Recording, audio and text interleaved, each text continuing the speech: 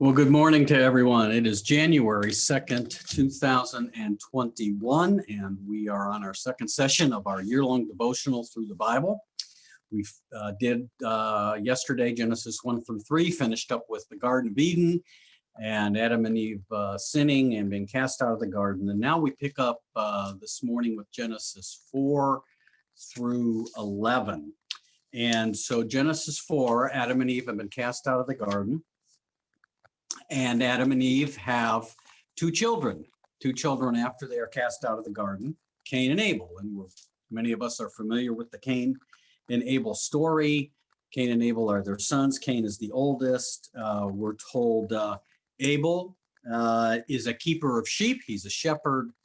And also that Cain is a tiller of the ground. Now, one of the things you want to remember in these next chapters is that the curse of division and difficulty and violence and sin is going to be emphasized in these next chapters, up to chapter 11, which we'll get to tomorrow.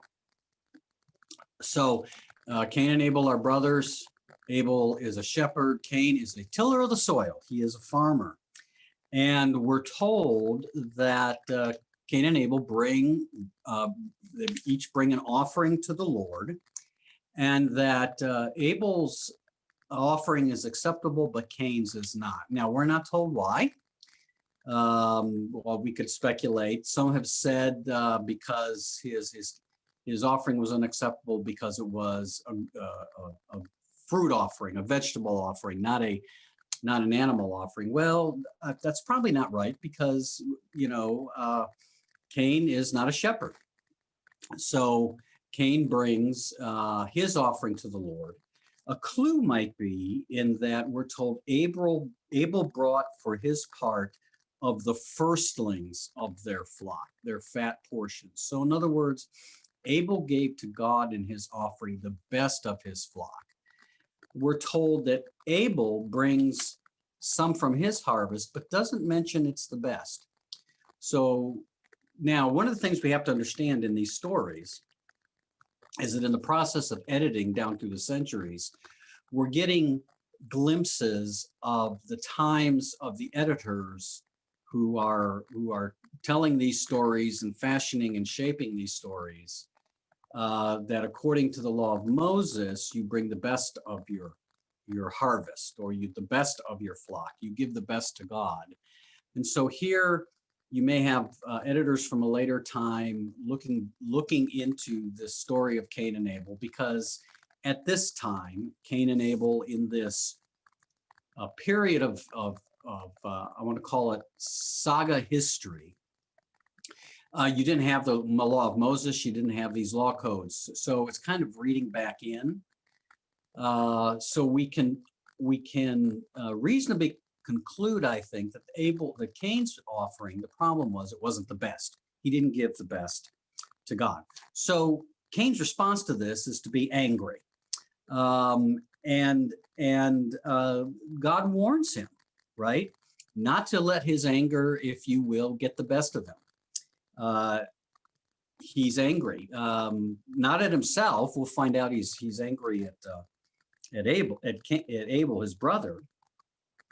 But God warns him, be careful in your anger, because sin is lurking at the door and its desire is for you and you must master it. Now, this is interesting. The desire, your anger, sin is desirous of you, and if you don't master it, it will get you. We're told back in Genesis 3 that when Eve looked at the fruit of the tree of the knowledge of good and evil, she desired it. It was pleasing to the eye. She was desirous of being wise. So the problem here right off the bat is sin gives birth to us when we entertain it, when we entertain our temptations, when we don't cut them off right away, when we find ways to nurture those temptations, it will give birth to sin. And this is what God warns Cain about. So Cain and his brother Abel go out into the field at Cain's suggestion one day. Let's go out in the field. Let's go walk. Let's just spend some time together.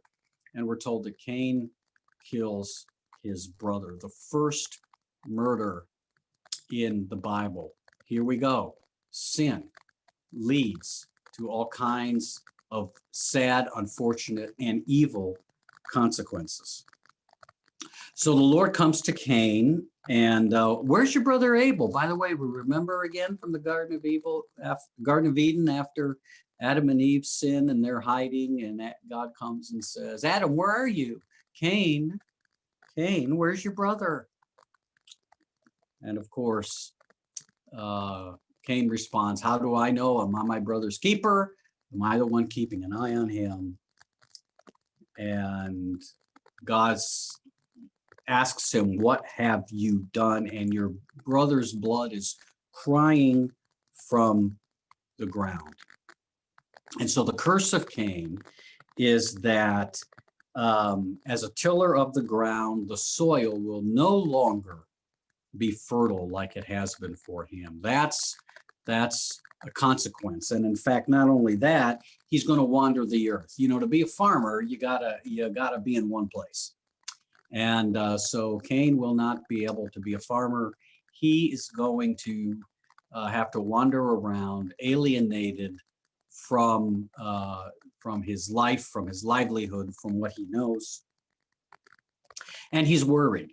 He says, look, he said, I'm a fugitive. I've committed murder, and I could be killed for this because you live in a world where revenge, killings, honor killings, getting back, the eye for an eye kind of idea are not uncommon. So what am I going to do? I'm going to be threatened everywhere I go.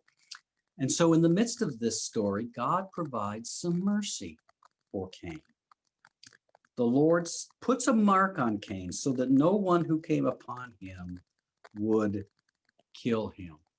So here, even in the midst of the most heinous sinful act, even in those acts, God provides some mercy. Interesting for us to ask in the midst of the sin that comes upon us, in the midst of the sin that is done to us.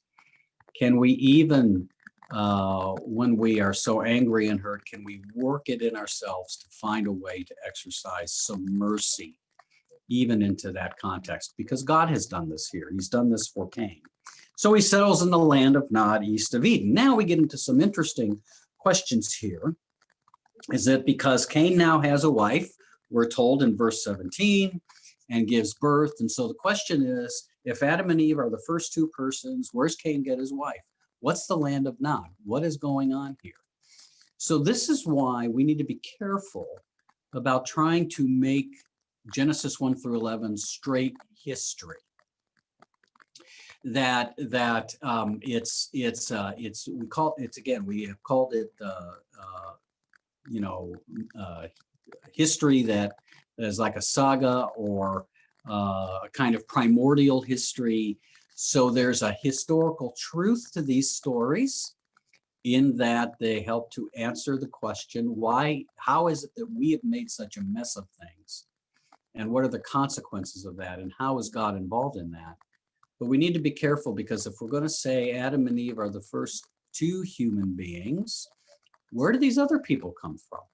Now, suppose you could say Adam and Eve are the ones who are chosen by God to carry on the chosen line throughout history, and all these other people that God creates, he creates them, but they're not part of this story.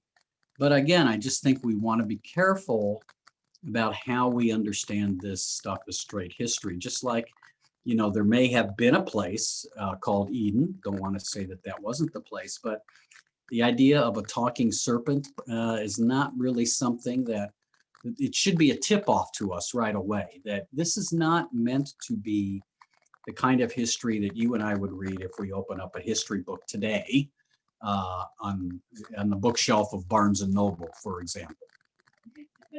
So Cain, and by the way, again, we can ask these questions. Where's Cain get his wife? Was it, again, the writer's not interested in these questions. The writer is interested in other things. So again, these are our questions, but the writer isn't answering them. So we're going to have to be content not to know the answers because the writers have something different in mind.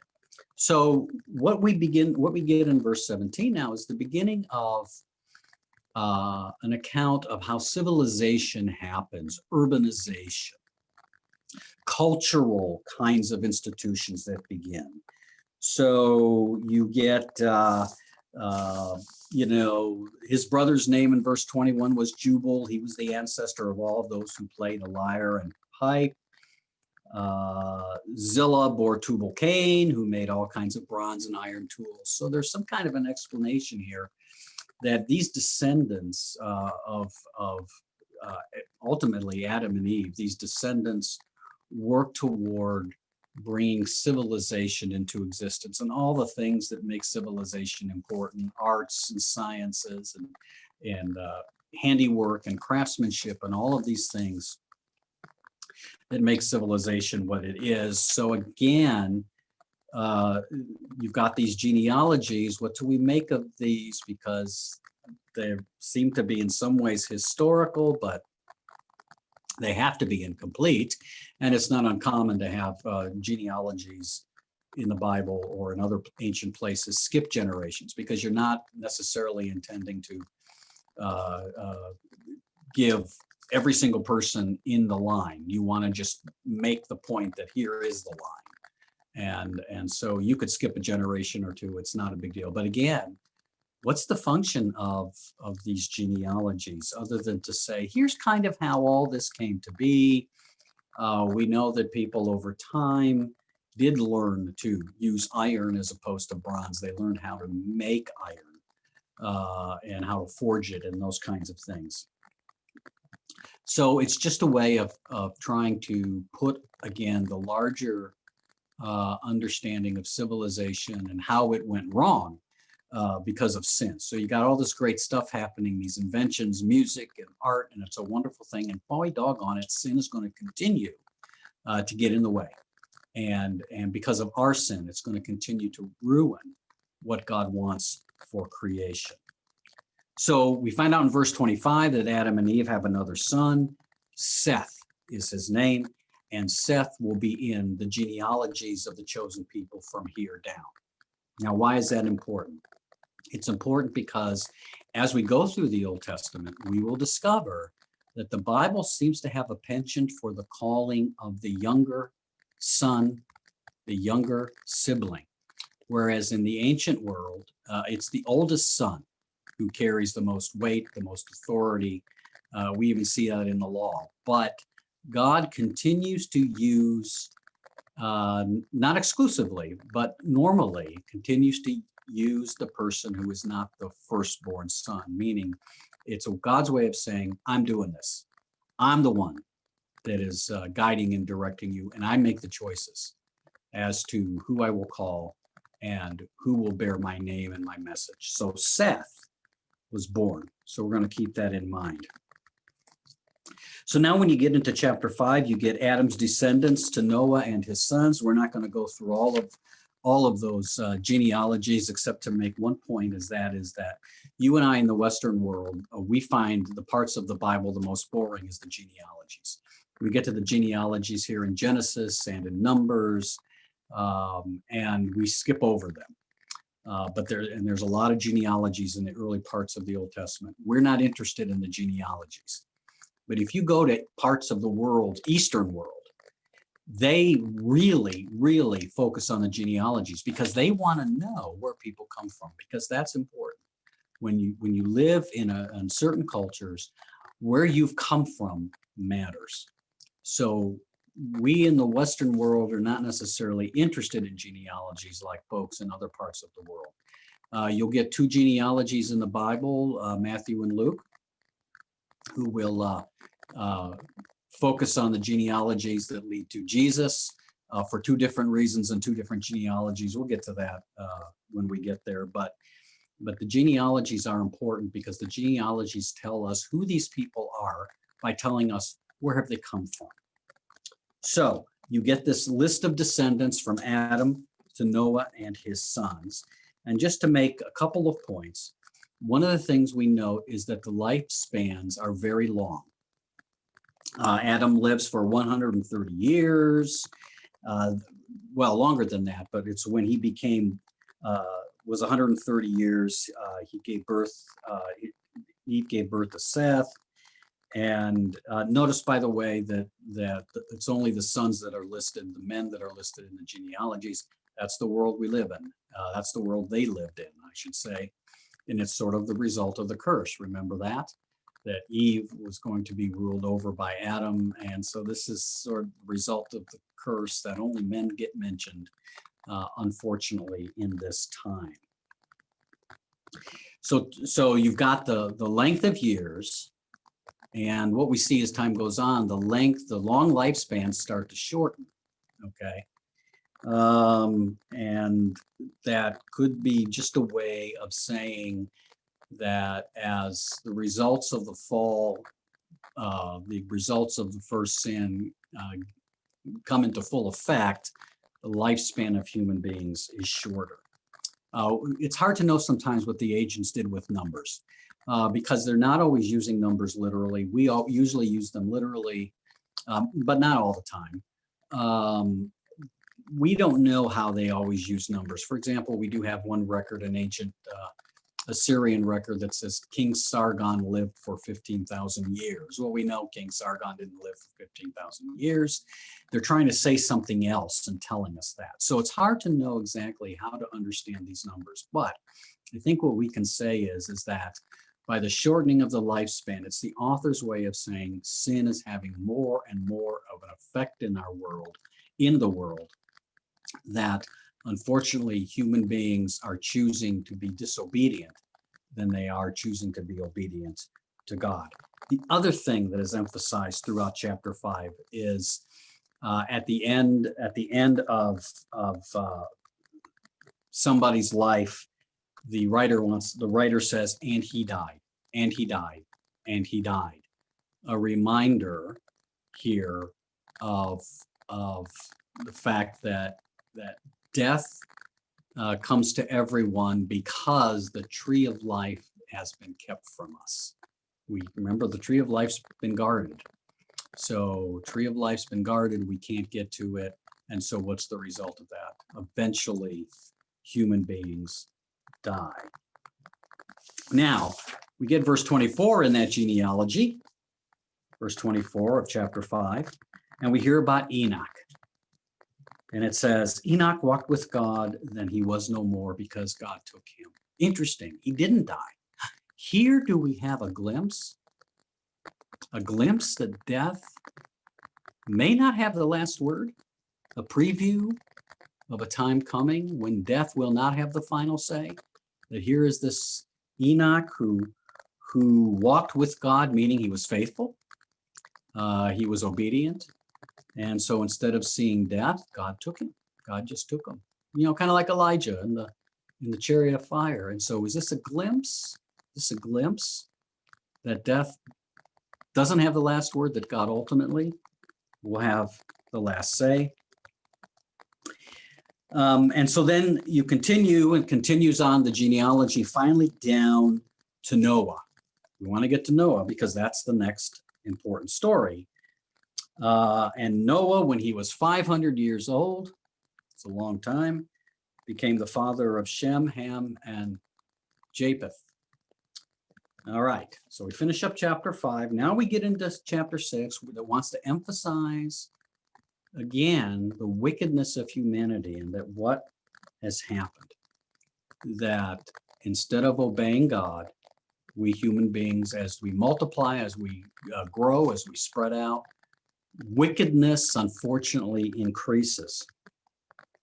And you get this interesting reference to the sons of God, verse 2.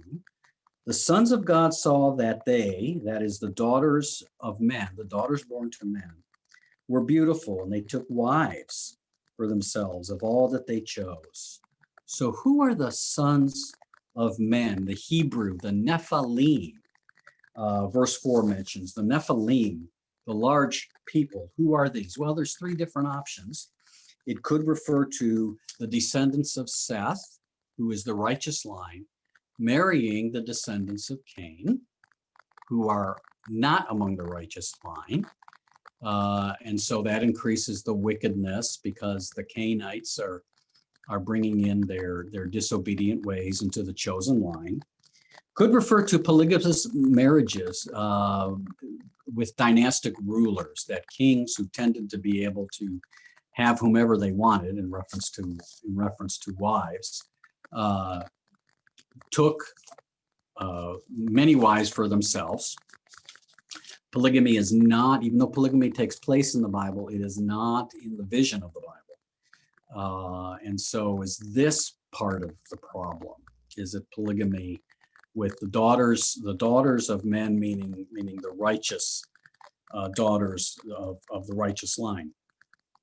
And a third reading is to just take it literally, that these are angelic beings. These are, or demonic beings who come from out of the heavens to be in relationship with human women. And there are certainly stories in ancient Near Eastern texts about that.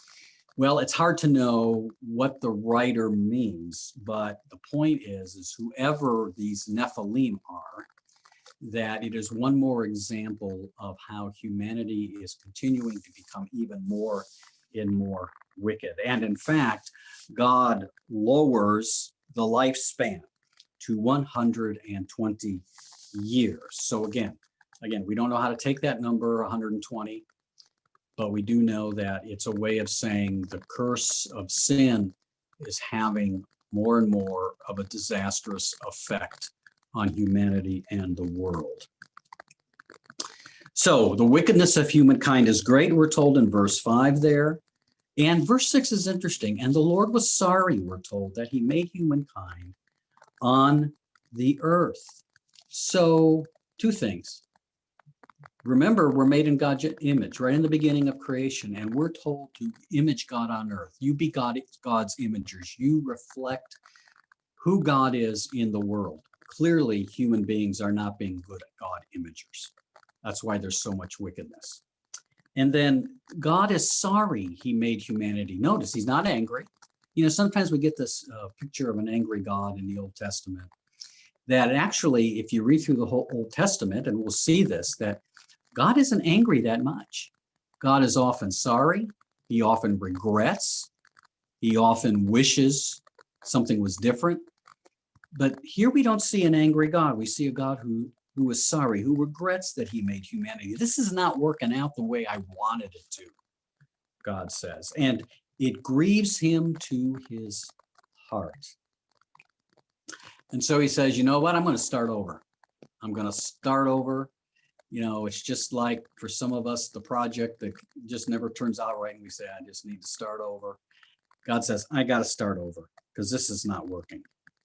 And so out of all of humanity, Noah is the only one who finds favor. Noah's the only one who seems to be obedient.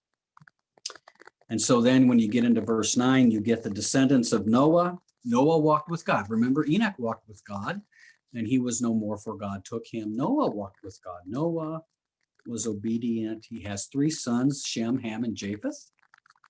And so the earth is corrupt.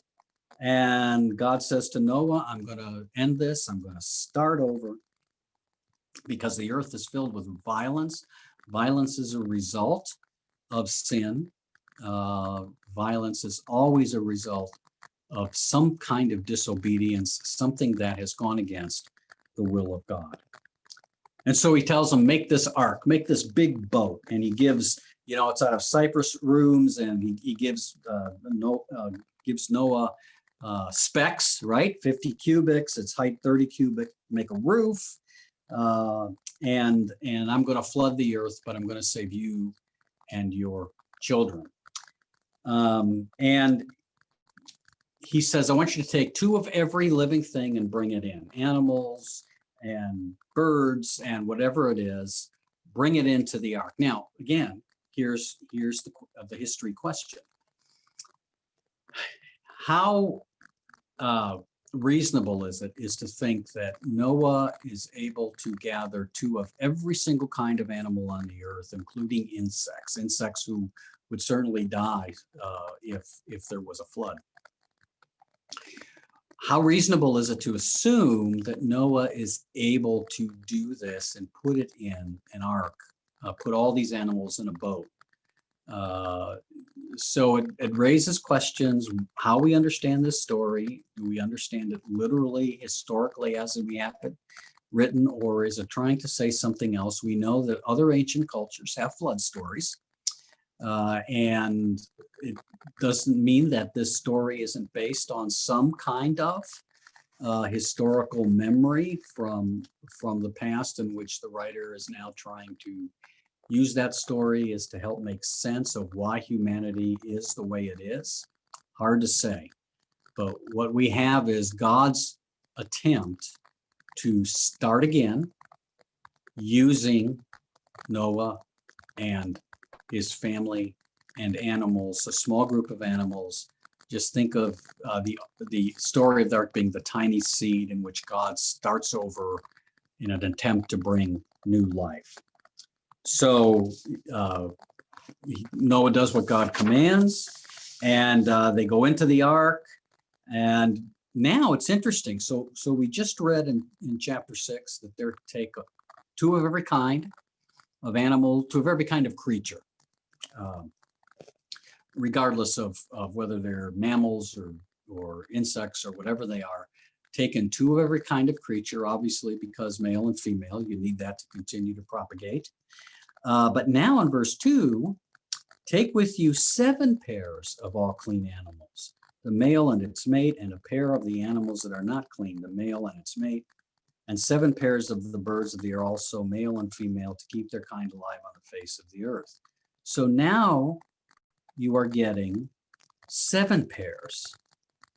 But notice, 7 pairs of all clean animals. Again, here we have a later editor putting something here to help us understand when Noah's alive, there's no law, there's no Mosaic law, there's no clean and unclean laws. Yeah, we'll get to that, right? When we get to Deuteronomy, we'll get, you can eat this animal, you can't eat that, this animal is clean, this animal is not. We don't have that. That's not this time. So you have a later editor coming in and focusing on 7 pairs. Here's a usage of a number, 7 being a perfect number, of all clean animals. So it's as if the clean animals are more important to preserve more of their kind than all the other animals, because the admonition in chapter 6 to take in a pair of every kind, notice it says all kinds, every animal, every living thing. Here it's 7 pairs of clean animals. So Noah's 600 years old and the floods begin. If I'm 600 years old, I'm saying I'm too old for this, right? And so they go in and they wait for the waters. The floods open up, and here you have the ancient understanding of the world where the sky is actually water. The word in Hebrew for heaven and water are connected together. Because the sky is blue, the ancients believed it was water. And what was keeping the water back was, in the sense, one huge global dam with gates that would open periodically to give us water for rain.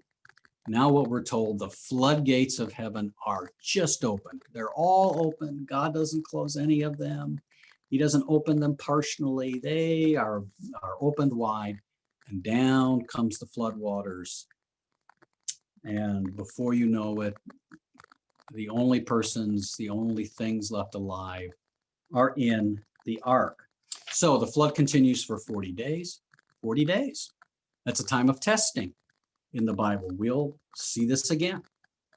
For 40 days and 40 nights, you have the flood waters rising, and Noah and his family and all the animals are riding it out safe in the ark. And we're told that all flesh dies all that moved on the earth, birds, domestic animals, wild animals, all swarming creatures that swarm the earth, and all the human beings. Boy, I got to tell you, you're lucky if you're a fish, right? Because you're not affected by this. And so every living thing is blotted out of the face of the earth. God starts over. God wants a fresh start.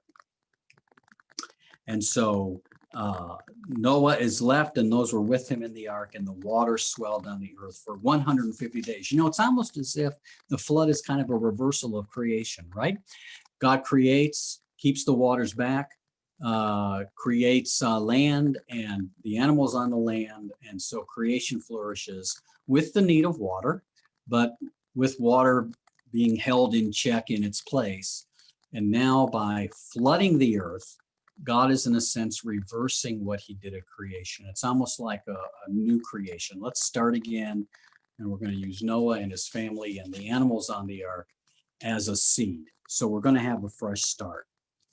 All right, friends, that's where we are for today. And so starting tomorrow in chapter 8, chapters 8 through 11, I believe it is, we will start with the flood as it subsides, and as Noah and his family and all the animals are given a new lease on life, if you will, a new creation. And that's where we'll pick up. Will this new lease on life result in a more righteous world where human beings act righteously and where wickedness does not prevail? Well, I think we all know the answer to that question, but let's continue with the story tomorrow morning. Let me offer a prayer. Gracious God, thank you for your love for us. We know that you can be disappointed in us sometimes with our inability to conform ourselves to your ways. Your ways are best for us. You know what's best for us.